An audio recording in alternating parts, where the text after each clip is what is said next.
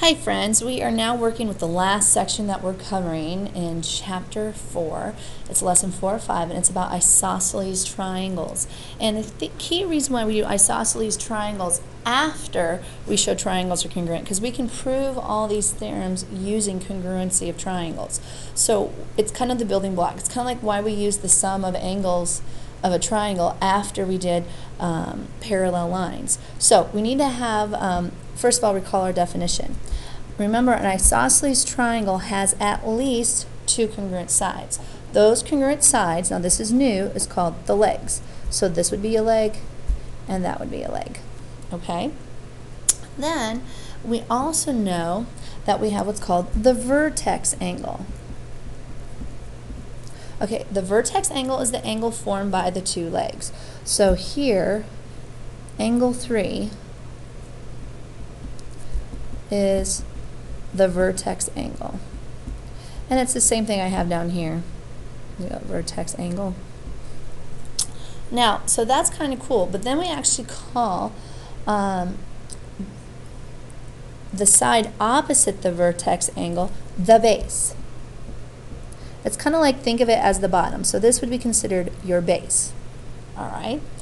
And then we have what are called the base angles. Now the base angles are the two angles basically that include that side. So we know angle 1 and angle 2 are the base angles. Now those are actually really huge to know. So we want to make sure that you can have those. Now when you're working with this, make sure you understand what we mean by some terminologies here, because legs and base angles, there's some definitions that will actually help us a little bit. Now remember the words opposite, okay?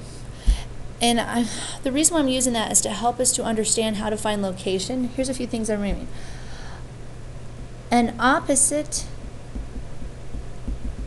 side is the side not making an angle, okay?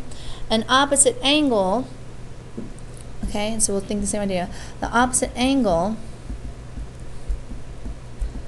is the angle not including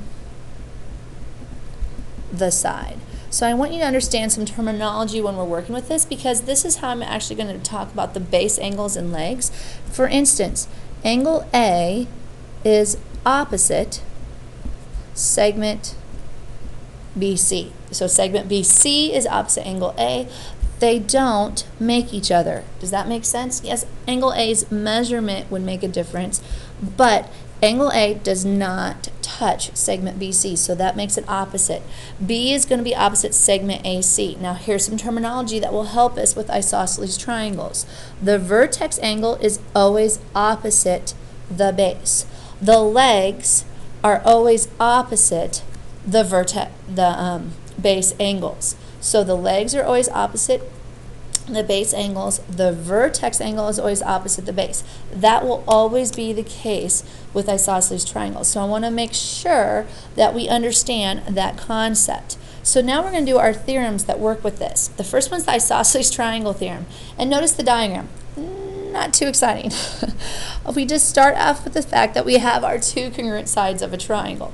Now notice what this theorem says. If two sides of a triangle are congruent, then the angles opposite the sides are congruent. What does that mean? That means if your legs are congruent, your base angles are congruent. I'm just going to put that off to the side. We should know if I have an isosceles triangle, I can automatically assume that my base angles are going to be congruent. So that's the cool part about this. So now when we think of isosceles triangles, we think of base angles being congruent to each other. Then we have the other one. We have the converse. Okay, now converse means you flip-flop the hypothesis and conclusion round of a conditional statement. Notice what this one starts with. It says, if two angles of a triangle are congruent, oh look, could that be considered like base angles? Then the sides opposite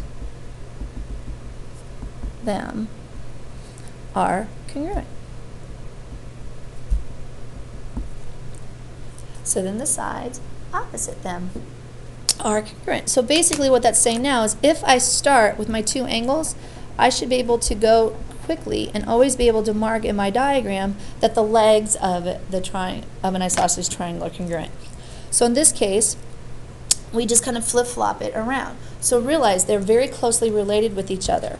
And now I like this one right here because this is actually a good way of stating this. So this would be a great true-false question. It says base angles of an isosceles triangle are congruent. Could we say like this? The legs of an isosceles triangle are congruent. Yeah, because that's the definition. So it goes with each other. So I like how this really works. All right, we're going to go to the next page.